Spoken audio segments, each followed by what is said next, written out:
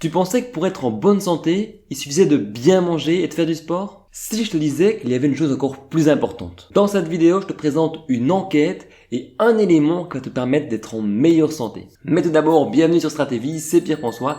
Je réponds à une question, comment vivre heureux? Si ce domaine t'intéresse, n'hésite pas à t'abonner sur Stratévie pour les prochaines vidéos et à activer la cloche pour les notifications. Rentrons dans le vif du sujet avec cette étude qui nous vient directement du Kansas University. Elle n'est pas toute récente, elle a plus de 10 ans et elle vise justement à démontrer l'influence des émotions positives comme le bonheur, la joie, etc. ou négatives comme la tristesse sur notre santé. Je te mets évidemment le lien en description. Vous allez me dire, rien de neuf, on sait déjà que les émotions ont une influence sur la santé. Et on sait qu'il y a un lien entre le corps et l'esprit, ça a été prouvé. Oui, mais juste avant cette étude, c'était essentiellement réalisé sur des pays industrialisés, des pays justement où le problème de bien manger et d'avoir un toit n'était pas vraiment d'application. Du coup, cette enquête s'est portée sur 140 pays, sur plus de 150 000 participants partout dans le monde, donc des pays industrialisés comme des pays qu'on pourrait appeler des pays pauvres. Ça se passe comment? On va leur demander d'écrire leurs émotions, positives ou négatives. Êtes-vous heureux? Êtes-vous triste? Les inquiétudes, des craintes, etc. On va leur poser aussi également des questions sur leur santé. Est-ce qu'ils ont de la fatigue, des maladies, etc. Et enfin, on va justement leur poser des questions sur les besoins qu'ils ont, est-ce qu'ils mangent bien, est-ce qu'ils ont un toit pour vivre, est-ce qu'ils font du sport, ce genre de choses.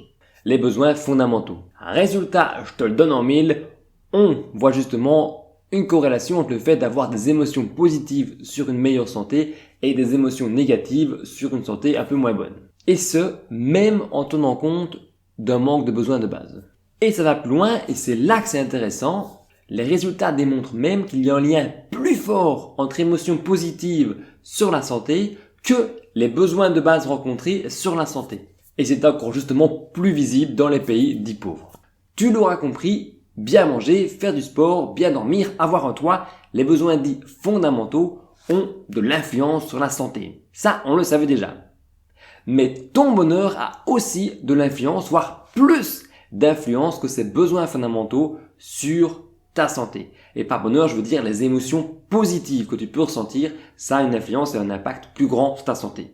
L'inverse est vrai aussi, les émotions négatives, la colère, la crainte, la peur que tu peux ressentir, a un impact et une influence plus grande que les besoins satisfaits de base sur ta santé.